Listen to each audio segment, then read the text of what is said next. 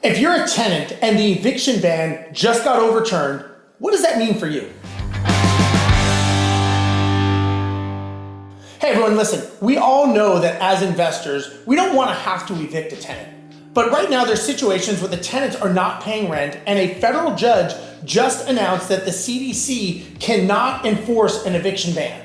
Now look, it's very scary for residents if you are basically going to be affected by this if you have not been paying rent. So I'm here with Joni Wolfswinkel of Real Property Management, who manages about 1,000 properties here in Houston. Joni, tell me, what is the perspective from a resident that may be affected by this eviction ban ending? Yeah, kind of like you said, it is very scary for the residents, and they're feeling that, especially the residents that have applied for rental assistance and they're waiting on that. I mean, I think there's $21 billion that was allocated for rental assistance, and there's millions of tenants that still haven't received that money. So with the federal judge overturning that, I mean, that just puts them at risk for getting evicted. And I don't know if they can push through to get all this money out to the tenants in time. Right, now you just got, what, $80,000 in rental relief for tenants, right? Yes, so they are finally starting to disperse funds. So we just received that. So I'm hoping, and I think a lot of other landlords are hoping that, they're pushing this through. So a lot of tenants can, get that rental assistance before they get evicted, but I don't think it's going to be enough. Yeah, and make sure you watch one of our other videos because we actually talk about this in depth about the $80,000, how they got it, and what process you have to go through to get it. Now, if you are a tenant and you just found out that this eviction ban is ending, what do you do? Like, how do you try to make this right to stay in the property?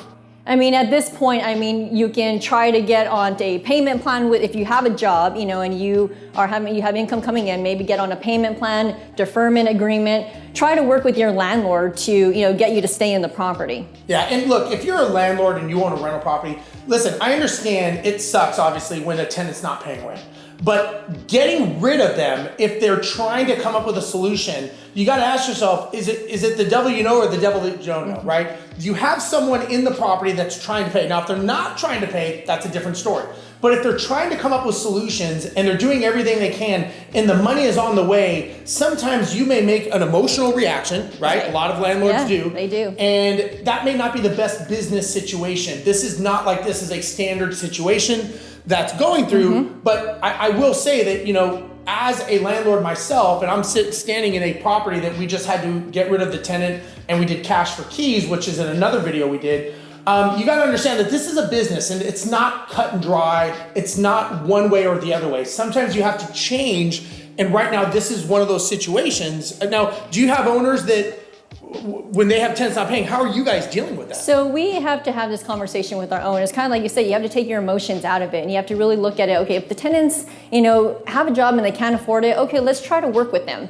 Let's try to offer a solution that would benefit both parties. Obviously, if they can't, they can't, and we offer a cash for keys in that situation. Right. But we always try to offer them some sort of solution because it is more expensive to get them out. You have a make-ready cost, you have a vacancy, all these costs that add up that really, dig into your return. And also understand right now, there are 20 to 30 million renters right now at risk that the eviction ban is kind of protecting them, we'll say. So once this eviction ban is lifted and people can start filing evictions, obviously it's not going to happen magically. There's going to be backup in the courts, right? Because it still has to go through the court process. If you're in a landlord-friendly state versus a tenant-friendly state, that will affect the eviction process. So just because the ban is lifted doesn't, in my opinion, it doesn't mean that you all of a sudden just go full throttle and get rid of them, because it still could be 6 months to a year in court processes just waiting for this to get through the processing system. And if you approach it that way, you may not get any rent anyways, and you could be worse off than trying to work a deal, getting the rent relief and other things like that. It is so true. Yeah, you could be worse off if you did that. So, try to offer them some sort of solution. It's better for everybody. Yeah, absolutely. So, Joni, if somebody wants to get a hold of you and learn more about RPM here in Houston, how do they do that? Yeah, so you can find Real Property Management on our website at htownrpm.com. All right, and make sure you subscribe to this channel. Comment if you have a tenant that's not getting the eviction and you want some solutions for that as well. I'm Steve Rozenberg. We'll talk to you later.